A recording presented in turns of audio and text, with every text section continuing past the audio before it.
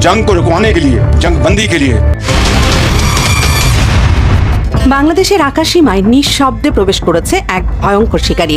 ভারতের রাফাল যুদ্ধ বিমানের আধিপত্যকে চ্যালেঞ্জ জানিয়ে পাকিস্তানের তৈরি দুধর্ষ JF-17 থান্ডার ব্লক 3 ফাইটার জেটের পূর্ণাঙ্গ কমব্যাট সিমুলেটর এখন বাংলাদেশ বিমান বাহিনীর হাতে। জয় বাংলার স্লোগানে বইরা যাইব এই দেশ।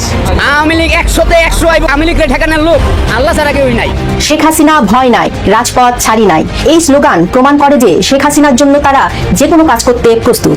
এখন প্রশ্ন উঠছে, যদি একজন নেতা জানা যায় লাখো মানুষ নামতে পারে, তবে যদি শেখ হাসিনা বাংলাদেশে পা রাখেন সেদিন কি হবে?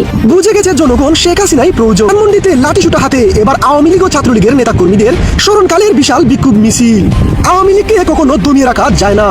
আওয়ামী লীগ হলো ফিনিক্স পাখির মতো, ধ্বংসস্তূপের মধ্য থেকেও আবারও জেগে উঠবে নতুন দিগন্তে। যারা ভেবেছিল আওয়ামী লীগ নিঃশেষ হয়ে গেছে, তারা আর উঠে দাঁড়াতে পারবে না, তাদের মিছিলে আর আগের মতো মানুষ থাকবে না। কিন্তু বাংলাদেশের রাজনীতিতে শেষ বলতে কিছুই নেই।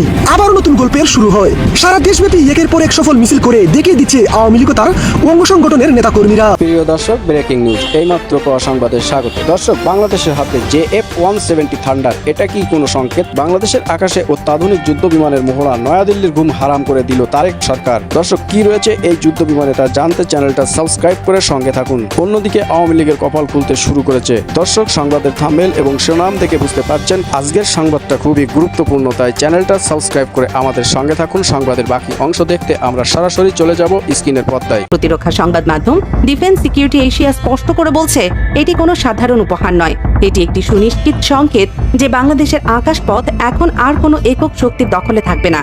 এটি একটি ঐতিহাসিক মাস্টার স্ট্রোক যা দিল্লির রাতের ঘুম চিরতরে হারাম করে দিয়েছে। ভাবুন একবার, যুদ্ধ বিমান কেনার পর পাইলটদের প্রশিক্ষণে বছরের পর বছর চলে যায়, কিন্তু বাংলাদেশ এবার সেই নিয়ম ভেঙে দিয়েছে।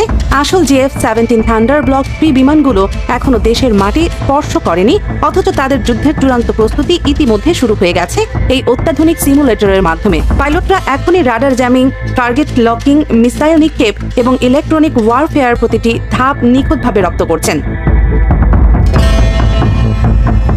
ফলে যেদিন আসল বিমানগুলো বাংলাদেশের রানওয়ে স্পর্শ করবে, সেদিন থেকেই তারা সরাসরি শত্রুর বুকে আঘাত হানতে প্রস্তুত।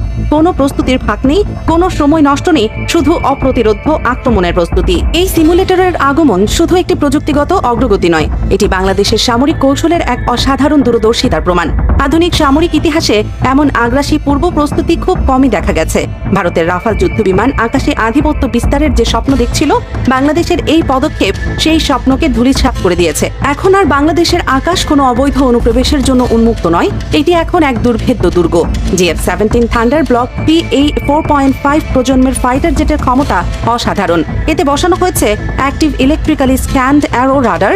এই রাডার শত্রুর চোখে ফাঁকি দিয়ে নিজের অবস্থান গোপন রাখতে পারে, অথচ একই সঙ্গে একাধিক লক্ষ্য বস্তুকে নিখুঁতভাবে ট্র্যাক করে টার্গেট লক করে দেয়। এর শক্তিশালী WS-13 ইঞ্জিন এবং অত্যাধুনিক ইলেকট্রনিক ওয়ারফেয়ার স্যুট ভারতের যে কোনো উন্নত মিসাইল বা রাডার জ্যামিং প্রযুক্তিকে বোকা বানিয়ে ফেলার ক্ষমতা রাখে।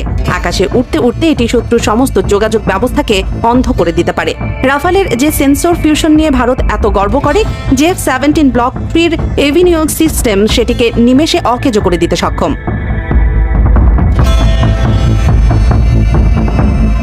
এই বিমানের সবচেয়ে প্রাণঘাতী অস্ত্র হলো PL-15 beyond visual range missile.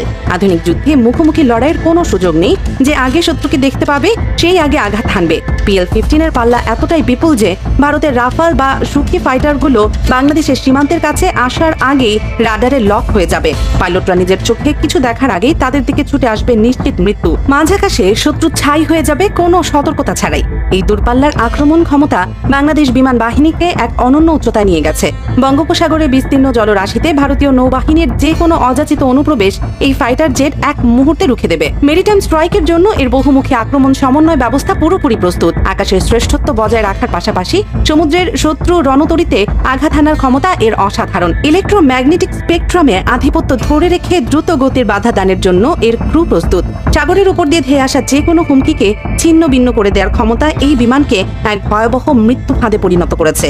ভারতীয় নৌবাহিনী আর বঙ্গোপসাগরে নিজেদের আধিপত্য বিস্তার করতে পারবে না, কারণ আকাশ থেকে প্রতি মুহূর্তে তাদের উপর নজরদারি করবে এই ভয়ঙ্কর শিকারী।